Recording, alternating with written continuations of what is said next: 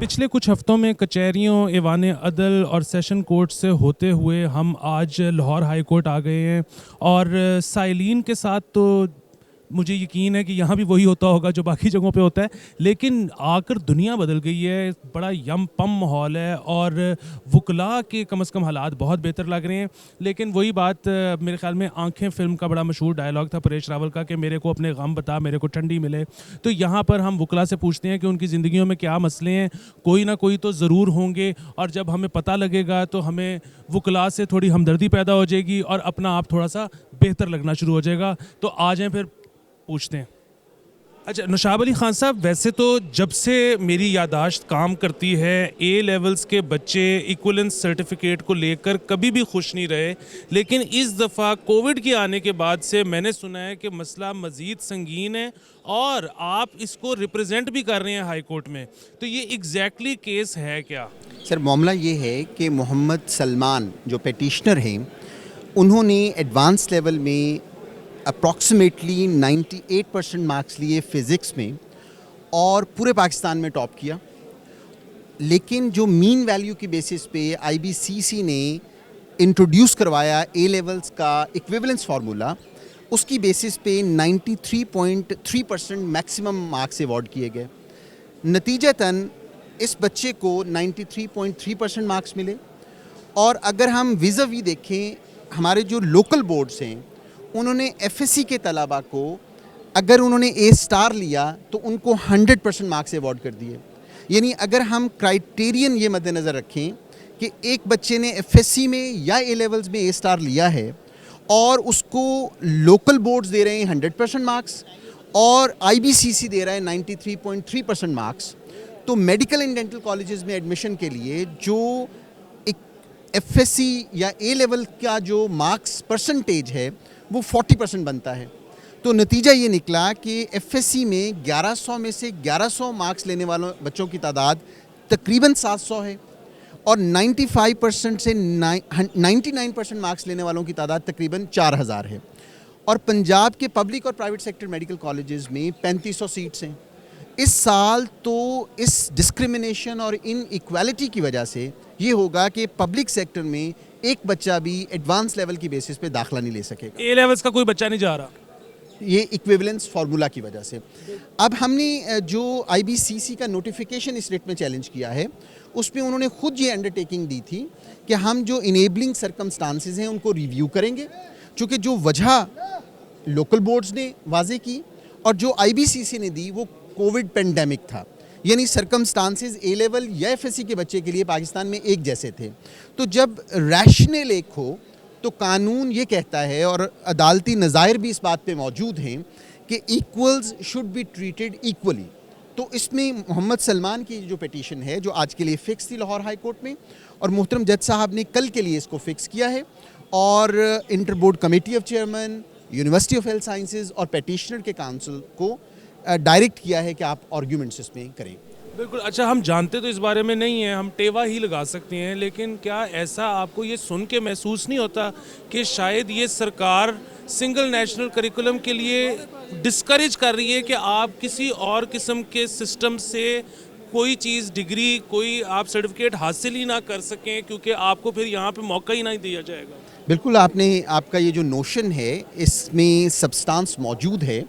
चूँकि A star लेने वाला बच्चा अगर FSC में A स्टार लेता है और आप उसको अवॉर्ड कर रहे हैं 100% मार्क्स, 1100 में से 1100 marks, this is next to impossible कि आप बायोलॉजी में, आप केमिस्ट्री में 100% मार्क्स ले सकें। लेकिन यहाँ ऑलमोस्ट 700 स्टूडेंट्स को अवॉर्ड किए गए। तो इस बेसिस पे भी पता चलता है कि ये जो डिस्क्रिमिनेशन है ये प्लान्ड है और वो बच्चे जो एडवांस लेवल्स पढ़ते हैं उनकी एनालिटिकल अप्रोच बहुत अच्छी होती है। और जिसकी मैं एक मिसाल दूंगा कि ये जो प्रेजेंट पेटिशनर है सलमान ने नेशनल MD कैट में 177 मार्क्स लिए हैं out of 210, out class marks हैं। उसने नम्स का इम्तिहान आउटस्टैंडिंग मार्क्स लेके पास किया है, एंट्री टेस्ट।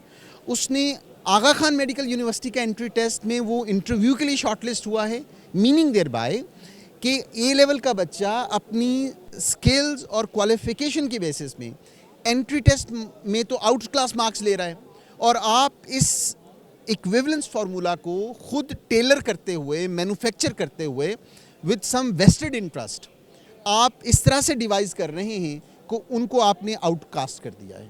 और ये भी एक वजह हो सकती है कि ये चाहते हैं कि अगर लायक है तो बाहर जाए, ज़्यादा पैसे कमाए और वापस भेजे, क्योंकि आजकल हमें रेमिटेंस का बहुत शौक है। ये नोशन भी, इसमें भी सब्सटेंस मौजूद है कि फॉरेन रेमिटेंसेस जो हैं वो ये एक्सपेट्रिएट पाकिस्तानीज़ जो हैं वो करते हैं। लेकिन दूसरी तरफ आप सर देखिए कि हमारे यहाँ तो इस वक्त डॉक्टर्स की इस हद तक स्केर्सिटी है कि आप प्राइमरी केयर में चले जाएं, आपको वहाँ डिस्पेंसर्स डॉक्टर्स बने नज़र आते हैं। क्वैकरी जो है वो पूरे पाकिस्तान में रैम्पेंट है, और हमें यहाँ क्वालिफाइड डॉक्टर्स की ज़रूरत है, और हम इस तरह से डिस्करेज कर रहे हैं उन बच्चों को जो आउटस्टैंडिंग हैं, उन बच्चों को जो पाकिस्तान में रह के सर्व करना चाहते हैं। तो ये बुनियादी नुकात हैं जो इस पिटीशन में हमने उठाए हैं। अच्छा मियाँ दाऊद साहब, हम जब कचहरियों और ईवान अदल से हाई कोर्ट आए हैं तो हमारी तो दुनिया ही बदल गई है। बहुत ही यम पम माहौल है।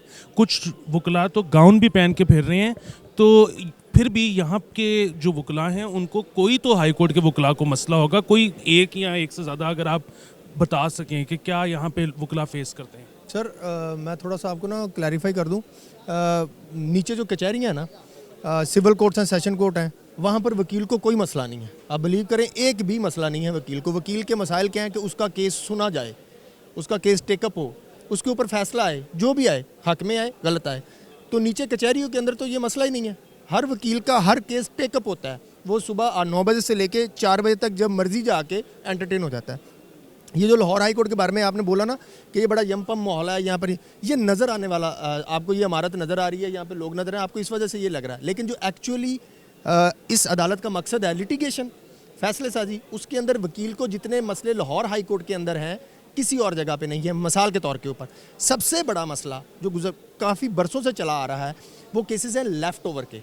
लेफ़्ट ओवर का मतलब ये है कि आपका केस बगैर समात के मुलतवी हो गया। उसमें होता यह है कि आपका केस लगा हुआ है रेगुलर लिस्ट के ऊपर 43वें नंबर के ऊपर, जो किसी भी हाईकोर्ट के जज साहब के सामने वकील साहब जो हैं वो अपनी फ़ाइल पकड़ के सुबह से लेकर 9 बजे से लेकर बैठे रहते हैं। उसके बाद 11:30 बजे ब्रेक हो जाती है, कहते हैं कि जी बाकी केसेस जो हैं वो बाद में सुने जाएंगे। अच्छा, जब बाद में ब्रेक के बाद जब केसेस शुरू होते हैं तो अचानक कोर्ट की तरफ से बता दिया जाता है जी केसेस लेफ़्ट ओवर हो गए, उसके ऊपर समात ही नहीं होगी।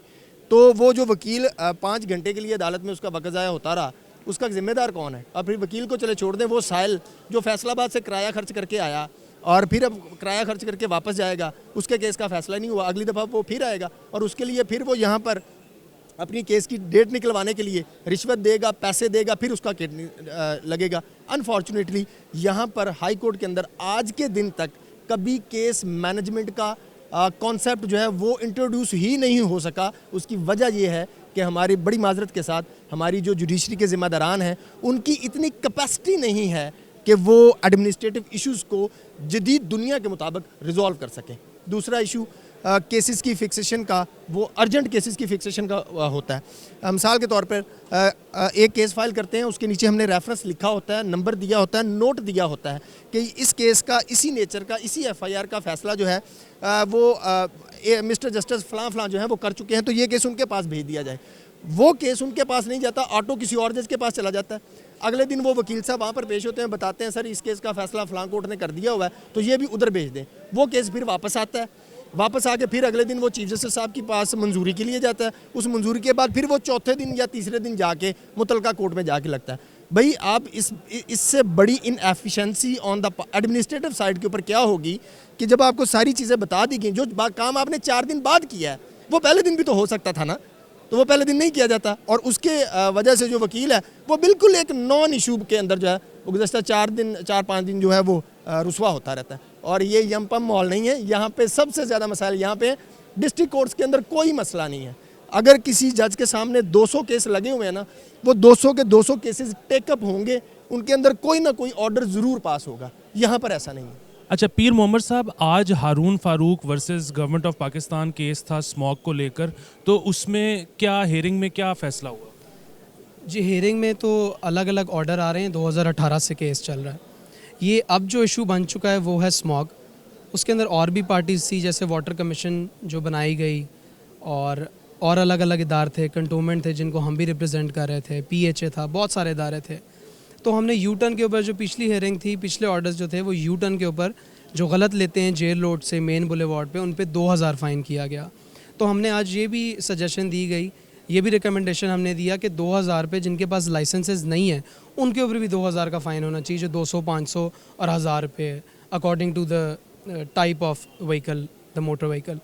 उसके अलावा जो मंडे को हमने क्योंकि छुट्टी ली प्राइवेट ऑफिसेज़ की और स्कूल की, उससे काफ़ी कंट्रोल्ड आया।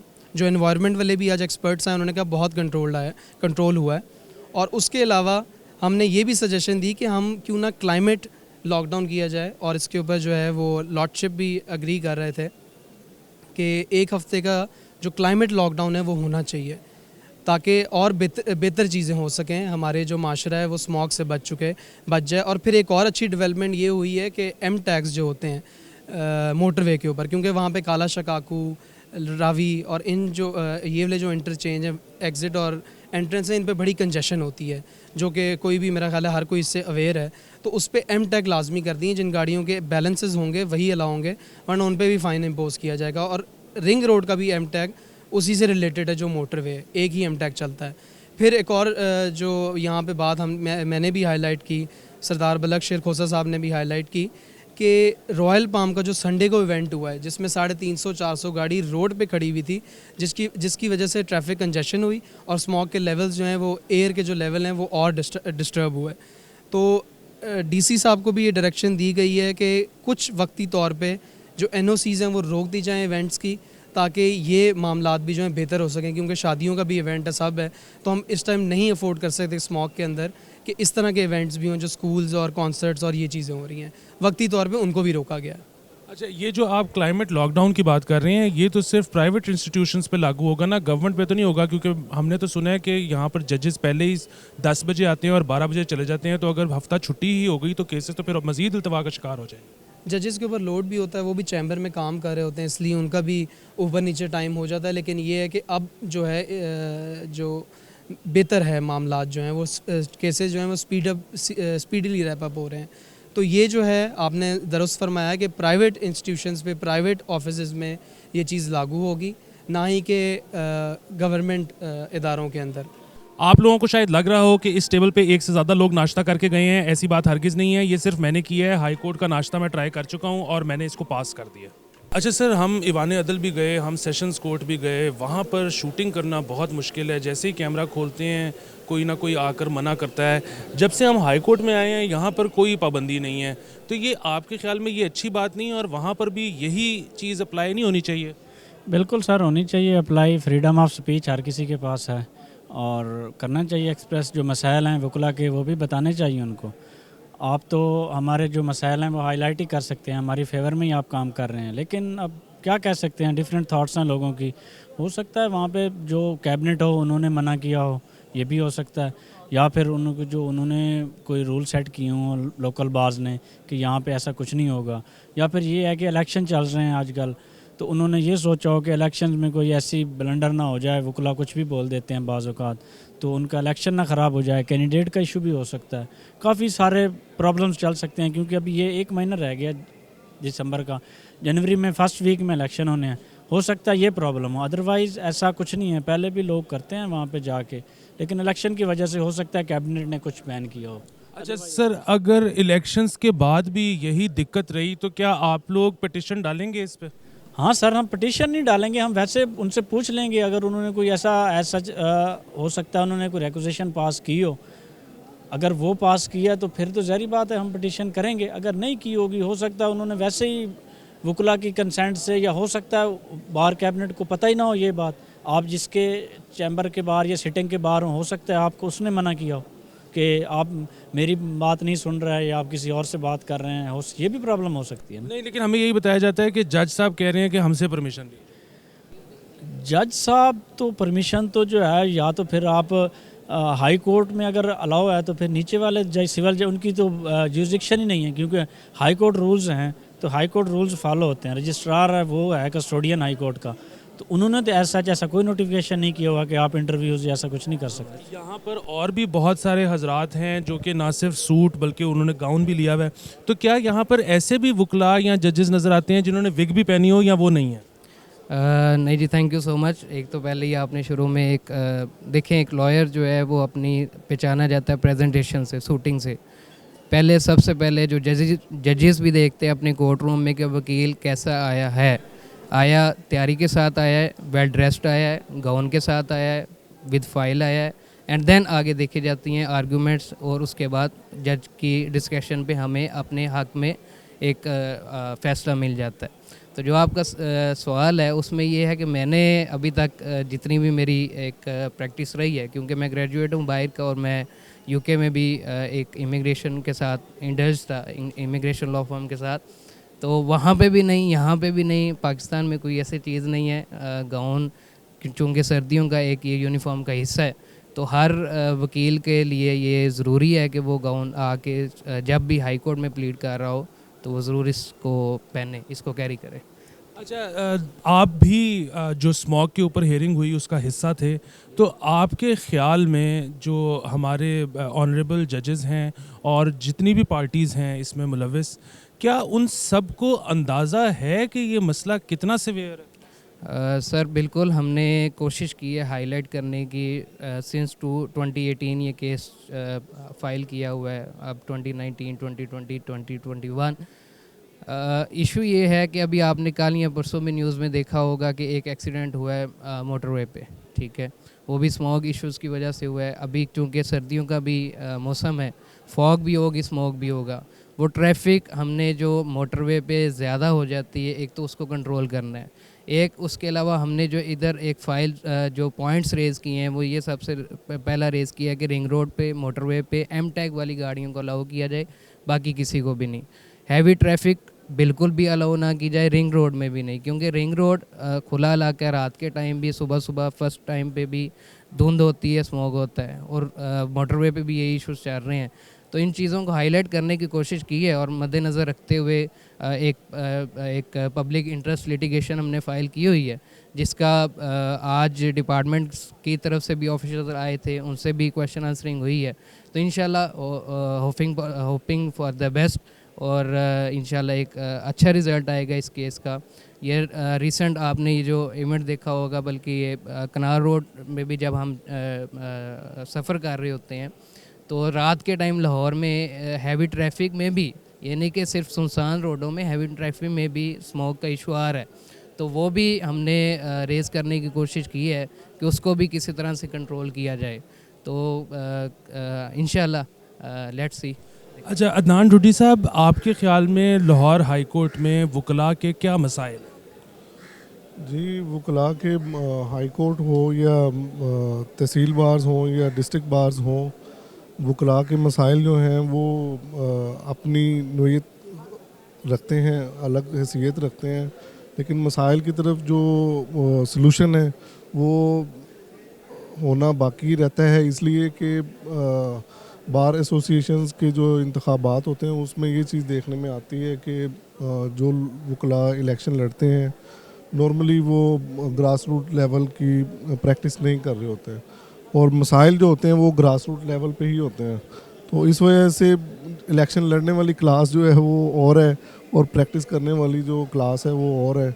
जो इलेक्शन लड़ने वाले वकला हैं वो अगर हमारे बार एसोसिएशन या बार कौंसल या बार रूम्स में बैठते हों, हमारे टॉयलेट यूज़ करते हों, हमारी पार्किंग यूज़ करते हों, उन्हें मेरे ख्याल से हमारे मसाइल का पता चल जाएगा कि जो एक आम वकील है उसके लिए मसाइल अदालतों में पेश होने के हवाले से, रिलीफ लेने के हवाले से क्या है। लेकिन यहाँ पर एक जिसे कहते हैं कि स्टेट विद इन स्टेट वाला हिसाब है, एक अलग क्लास है जिससे जो इलेक्शन भी लड़ती है, जिन्हें रिलीफ भी मिलता है, लेकिन बड़ी तलख हकीकतें हैं। सारा कुछ मेरे ख्याल से आपके साथ शेयर करना मुमकिन ना हो।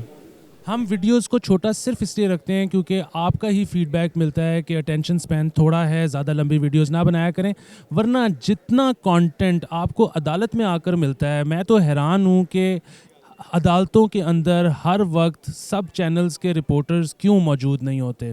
खैर ये था हमारा पहला सेशन लाहौर हाई कोर्ट के अंदर, लेकिन ये आखिरी नहीं था। हम अब यहाँ आते रहेंगे और आपको साइलिन और वकला दोनों के जो मसाइल हैं उनको आप तक पहुँचाते रहेंगे। देखना ना भूलिएगा। Bye bye.